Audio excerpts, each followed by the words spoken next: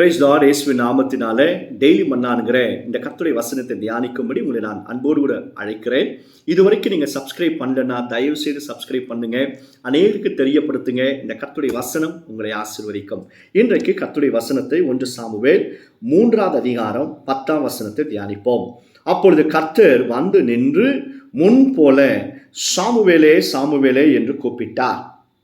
அதற்கு சாமுவேல், சொல்லும் அடியேன் கேட்கிறேன் என்றார். பாருங்க, ஒரு சின்ன பையன்கிட்ட கர்த்தர் வந்து நின்றாராம். வேதத்தில் எழுதப்பட்டிருக்கு.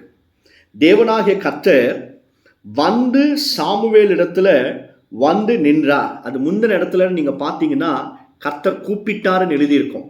10ஆம் வசனத்துல கவனிக்கிறோம், கர்த்தர் வந்து நின்றார். யார் இடத்துல? சின்ன பையன் சாமுவேல் இடத்துல. ஏன் காரணம் என்ன அப்படின்னா, அந்த காலத்துல கர்த்தர் பேசுவது அபூர்வமாக இருந்தது. காரணம் என்ன? ஏலி என்கிற அந்த ஆசாரியனுடைய பிள்ளைகள் கர்த்தருக்கு விரோதமாய் பாவம் செய்தார்கள். ஏலியும் அவர்களை சரியாய் நடத்த முடியாமல் தோல்வி அடைந்தார். அதெல்லாம் கர்த்தருக்கு ரொம்ப வேதனை. அதனால் அவர் பேசுவதையே நிறுத்திவிட்டார். அவர்கள் கீழ்ப்படியாத நேரத்தில் தேவனுடைய வார்த்தைகள் வெளிப்படாது. 3 முறை இந்த சின்ன பையனை கர்த்தர் சாமுவேலே சாமுவேல் என்று சொல்லி கூப்பிட்டார். ஆனால் சாமுவேல் என்ன நினைச்சாருன்னா, ஏலிதான் கூப்பிடுகிறார் என்பதாக நினைக்கிறார். இந்த கர்த்தருடைய வசனத்தை கேட்கிற கர்த்தருடைய பிள்ளைய, உன்னையும் உன்னோடு கூட கர்த்தர் பேசுவதற்கு தயாராக இருக்கிறார். பல முறை கர்த்தர் உன்னோடு கூட பேசும்படியாக அவர் வரும் பொழுது, நீ நான் இல்லை அவங்க இவங்கன்னு சொல்லி நினைச்சு தேவனுடைய வார்த்தையை நீ கிரகிக்காமல் போயிட்ட. இது நான் இல்லை, இது எனக்கு இல்லை, இது என்னுடையதல்ல, இவங்க இல்லை அவங்க இல்லை என்று சொல்லி ஒருவேளை நீங்க கர்த்தருடைய சத்தத்தை மிஸ் பண்ணி இருக்கலாம். இன்றைக்கு கர்த்தர் உன்னோடு பேசுகிறார்.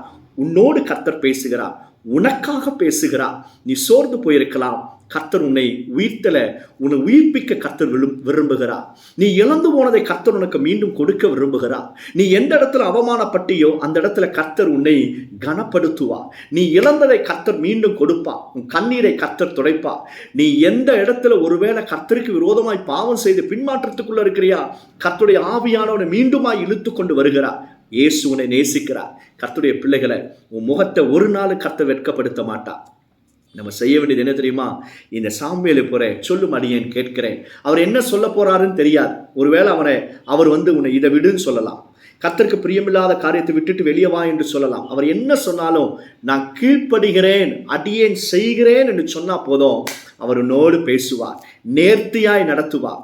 போதித்து அவர் வெளிச்சமாய் ஒளியாய் இருந்து உனக்கு முன்பாக தடைகளை நீக்கி அருமையாய் உன்னை நடத்தி சொல்வார். தேவனுடைய வசனத்தை கேட்க அவர் வசனத்தின் மூலமாய் பேசுவார், ஊழியர்கள் மூலமாய் பேசுவார், இந்த டெய்லி மன்னா மூலமாய் பேசுவார். கர்த்தருடைய பிள்ளைகளை, இந்த வார்த்தைக்கு நீங்க கீழ்ப்படிந்து சொல்லும் அடியேன் கேட்கிறேன் என்று சொன்னா போதும், கர்த்தர் உன்னை நடத்துவார், உன்னை கொண்டு பெரிய காரியங்களை செய்வார். சோமல்லாமா? பரலோக பிதாவே, இந்த வசனத்தை கேட்கிற பிள்ளைகளை ஆசீர்வதிங்க. இயேசுவின் நாமத்தினால் நம்முடைய சத்தத்தை கேட்க கீழ்ப்படிய கிருபை தாரும்.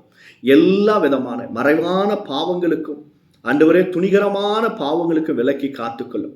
நம்முடைய பிள்ளைகளை ஆசீர்வதிப்பீராக, பெரிய காரியங்களை செய்யும். இயேசு மூலம் ஜெபிக்கிறோம் பிதாவே, ஆமென். கர்த்தர் உங்களை ஆசீர்வதிப்பாராக. God bless you all.